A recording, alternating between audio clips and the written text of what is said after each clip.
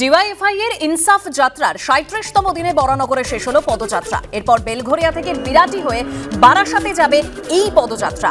একাধিক ইস্যুতে পদযাত্রায় সামিল মীনাক্ষী মুখোপাধ্যায়, রবীন দেব। আরো বিস্তারিত কথা বলবো উজ্জ্বল মুখোপাধ্যায় আমাদের প্রতিনিধি আমাদের সঙ্গে রয়েছে। উজ্জ্বল, আজকে তার ঠিক কোন কোন দাবিতে আওয়াজ তুলল ডিওয়াইএফআই?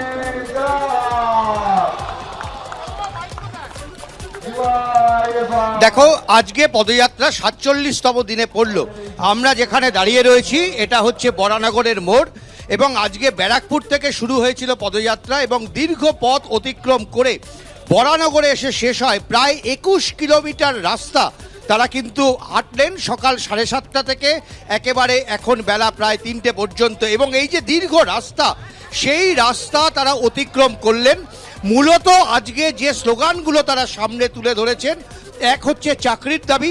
তারা মনে করেন যে এ রাজ্যের বেকার যুবক তাদের চাকরির দাবি নিয়ে সরকার মাথা ঘামায় না, আর সেই কারণে তাদের এই যে দীর্ঘ পদযাত্রা, সেই পদযাত্রার অন্যতম স্লোগান হচ্ছে সকলের জন্য চাকরি। একই সঙ্গে তারা মনে করেন যে শিক্ষার দাবিতে আরও বেশি জোরালো হওয়া উচিত।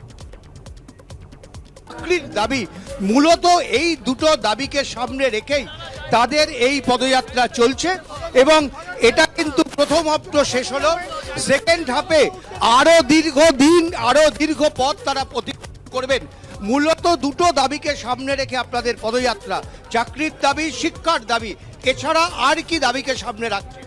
দুর্নীতির বিরুদ্ধে, চোরদের বিরুদ্ধে, দাঙ্গাবাজদেরকে হাঁটাতে। দাবি বেঁচে থাকার দাবি। বেঁচে থাকতে গেলে দুর্নীতিকে আগে তাড়াতেই হবে, বেঁচে থাকতে গেলে চোর লুটেরাদেরকে তাড়াতেই হবে।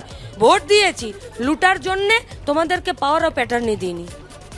এই যে মানুষের ঢল যেভাবে আপনাদেরকে ঘিরে সংবর্ধনা হচ্ছে, কি মনে করেন এটাকে কতদূর পর্যন্ত আপনারা নিয়ে যেতে পারবেন? এটাকে নিয়ে যাবার দরকার নেই, এটা আছে। শুধুমাত্র পুলিশগুলো একটু ভালো করে কাজ করুক। মাফিয়া আর গুন্ডাগুলো যদি জেলের ভেতরে থাকে, সাধারণ মানুষ বেঁচে থাকার জন্য রাস্তা পাবে। 3 মাস পর লোকসভা নির্বাচন, কতটা প্রভাব পড়বে? জিনিসপত্রের দাম, কাজ, কারখানা, শিক্ষা, লোকসভার ইস্যু যদি হওয়া উচিত। আপনারা গণতন্ত্রের চতুর্থ স্তম্ভ, আমরাও মনে করি এই ইস্যুটা আপনারাও সমর্থন করবেন যে লোকসভা ভোটের এইগুলো ইস্যু হওয়া উচিত। এগুলো যদি ইস্যু হয় তাহলে ইনসাফ যাত্রা লোকসভার ভোটে নিশ্চিত প্রভাব বিস্তার করবে। দেখো, এটাই হচ্ছে বক্তব্য, এবং এটাকে কেন্দ্র করেই কিন্তু ইনসাফ যাত্রা চলছে। ধন্যবাদ উজ্জ্বল। লোকসভা ভোটের আগেই দেউচা পাচামিতে শুরু হতে চলেছে খননের কাজ। কয়লার ঠিক উপরের স্তরে থাকা ব্যাসল্ট তোলার কাজ শুরু করতে চায় রাজ্য। প্রাথমিকভাবে শীঘ্রই ব্যাসল্ট পাথর তোলার কাজ শুরু করতে চায় রাজ্য।